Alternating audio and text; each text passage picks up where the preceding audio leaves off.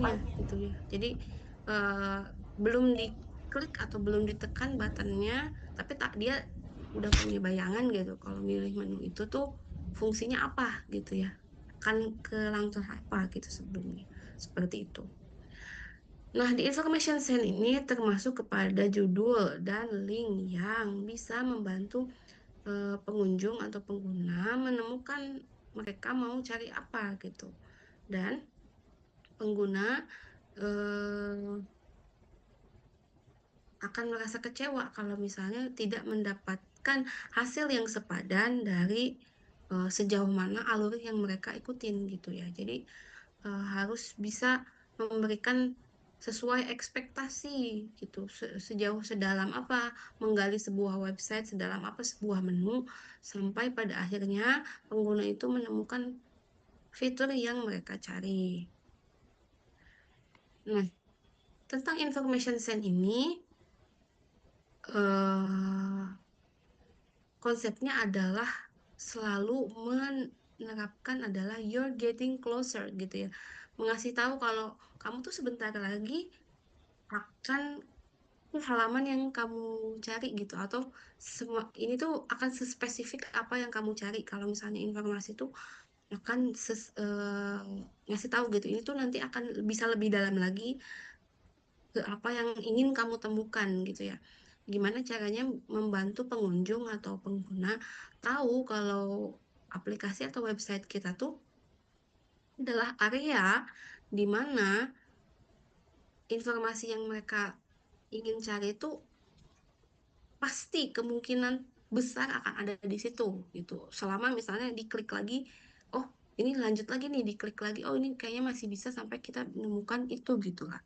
Itulah kenapa biasanya di website itu kalau kita lihat di atas gitu ya, kalau di bentuknya website gitu ada kayak progres gitu ya, progres. Progres kalau misalnya pendaftaran ada progres. Terus kalau misalnya di sitemap itu di atas itu kelihatan. Misalnya tadi kalau di misalnya kita di web ini ya, di web Scientology. Kalau masuk ke Book of Scientology, lalu ngeklik lagi di Book of Temptation, di Book of Temptation itu kelihatan gitu. Di halaman itu tuh kita tuh masih tahu, oh si Book of Temptation itu kita tadi masuk dari Book of Scientology dari menu Scientology gitu. Biasanya gitu. Nah, itu sebenarnya website atau aplikasi yang baik karena ngasih tahu kita tadi masuk lewat mana gitu itu ya. Makanya kalau di beberapa website yang mungkin di website luar atau yang udah baik gitu ya, itu kelihatan itu masuknya dari mana. Oke, kita kasih contoh aja ya. Saya kasih contoh aja. Ini karena tadi saya sambil sambil ini juga sambil nyari gitu, sambil nyari.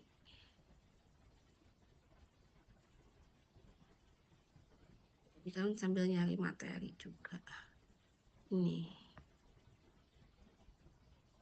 Nah, di website ini kita tahu gitu, masuk ke navigation and sekarang posisinya lagi di sini, di halaman navigation and information architecture.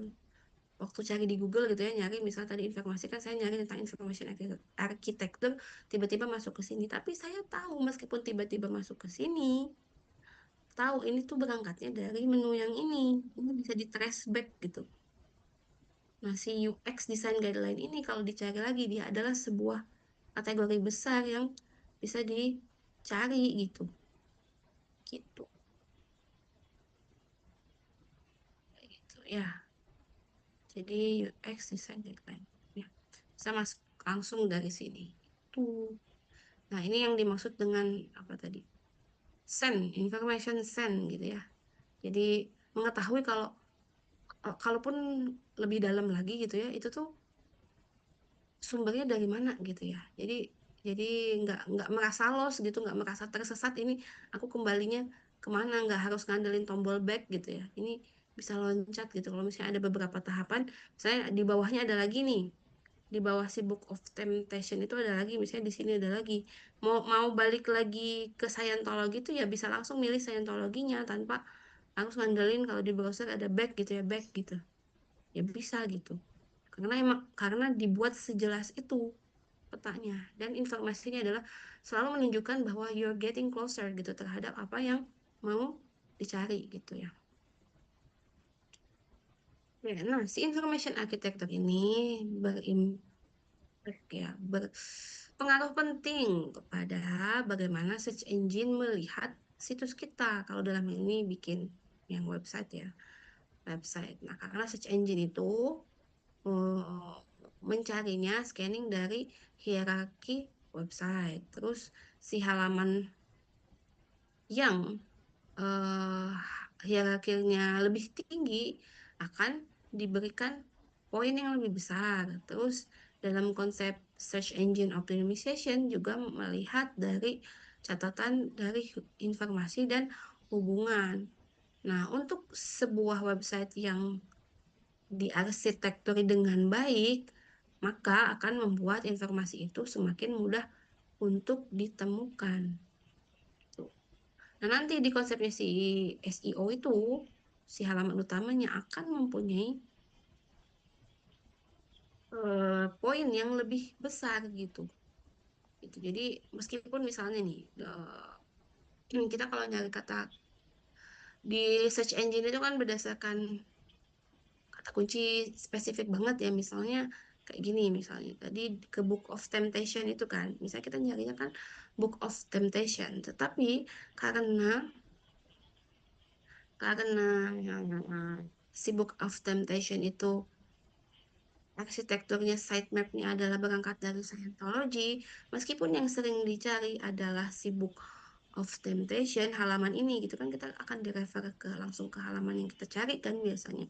Tapi naik rankingnya si website utamanya gitu, karena poinnya ya yang dikasih beban kan tambahan gitu ya, dari sub-sub ini ditambah menjadi poin besar dari si website utamanya, seperti itu.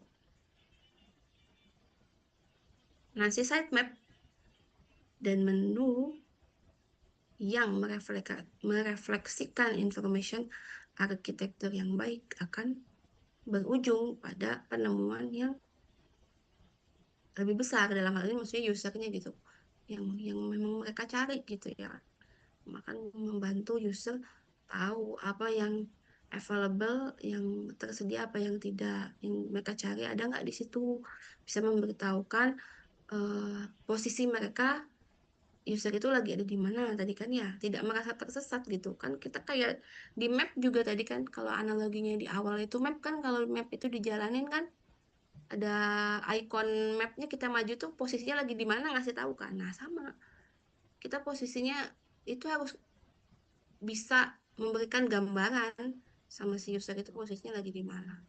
Terus bisa juga memberitahukan ke user bagaimana menggunakan situs itu dengan, ya udah dieksplor aja fiturnya gitu, dengan quickly communicating feature gitu. Jadi memanfaatkan fitur yang ada dan memberikan user reference point. Nah, dalam hal ini misalnya nih, ini kan dari satu halaman paling atas gitu ya. Dan atas ini kan menu ya. Active view on menu item ngasih tahu, oh, kalau kita lagi ada di store, berarti kan yang store itu kayak kelihatan kayak button, press button gitu, yang lainnya enggak. Oh, berarti kita tahu ada di halaman store. Store apa? Store-nya tadi kan websitenya Apple. Oh, berarti ada judulnya Apple Store. Oh, clear large title heading. Kita ada di kita ada di halaman Apple Store yang kita masukin tadi di sini, kalau misalnya di view menu. Nah, di sini juga posisinya tahu dari di Apple Store ini, kalau mau lebih jauh lagi, eh, kemana kategorinya? Apakah ke aksesori? Kalau ke aksesori akan lebih dalam lagi ke audio speaker. Mungkin audio speaker akan kepecah lagi menjadi audio dan speaker gitu ya, masing-masing audio.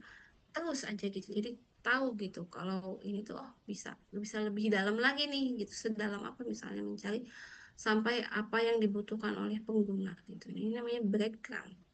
Use breadcrumb, let user know where they are gitu kan ya.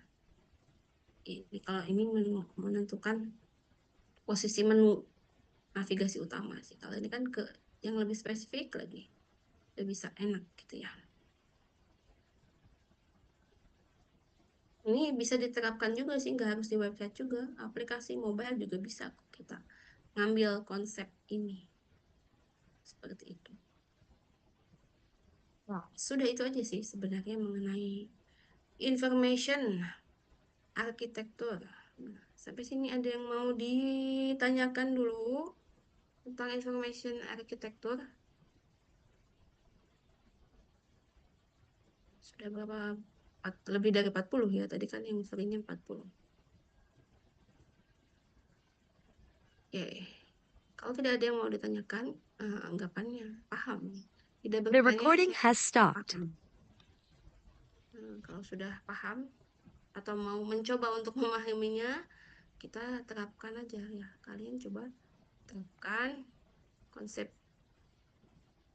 information architecture itu dalam membuat sitemap proyek kelompok yang kemarin dikerjakan di UTS ya. Kan masih proposal tuh. Nah, kalau ada mungkin ada yang udah ada sitemapnya, ada yang belum gitu. Kalau yang belum bisa ditambahkan, kalau yang udah diperbaiki lagi dengan konsep information architecture yang benar ya. Berdasarkan 3 prinsip tadi ya. 3 prinsip tadi. Di menjadi tugas kelompok ya. Well documented berarti ya boleh dilanjut di proposalnya ya, ditambahin aja.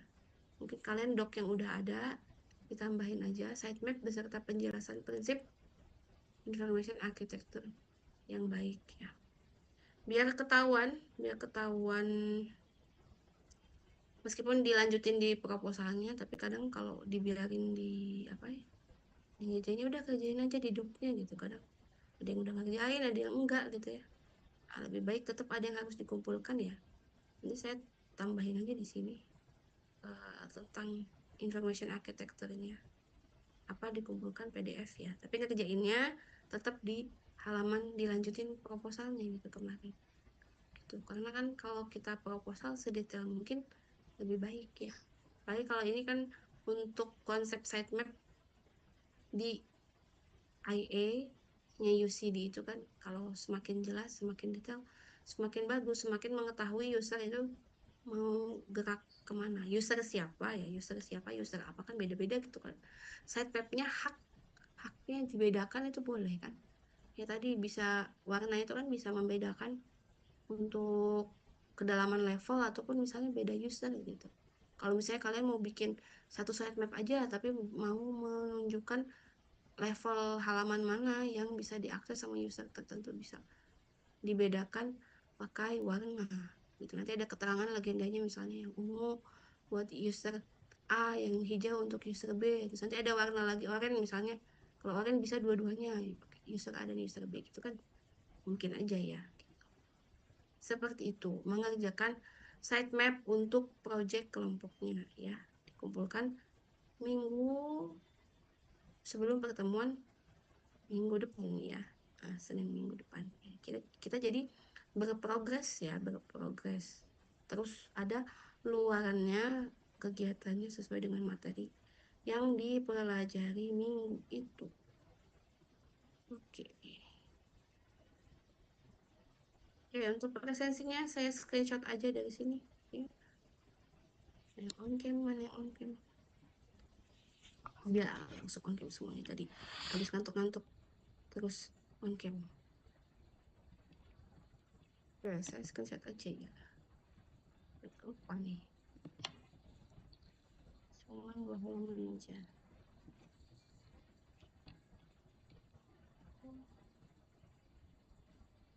Jadi meskipun kalian terus terus hmm, online ya. Ini kan sampai pertemuan ke-15. UASnya harusnya sih offline ya. Enggak tahu sih, nanti mungkin nanya Bu Sasti ya. Ini kan aturannya UASnya itu aturannya offline. Ya, kan nggak tahu ya Bu Sasti nanti mau ada presentasi atau enggak atau project aja gitu kan nggak tahu. Tapi kalau kuliahnya yang semester 6 itu sampai pertemuan 15 itu online. Nah, mungkin minggu depan saya akan pakai Zoom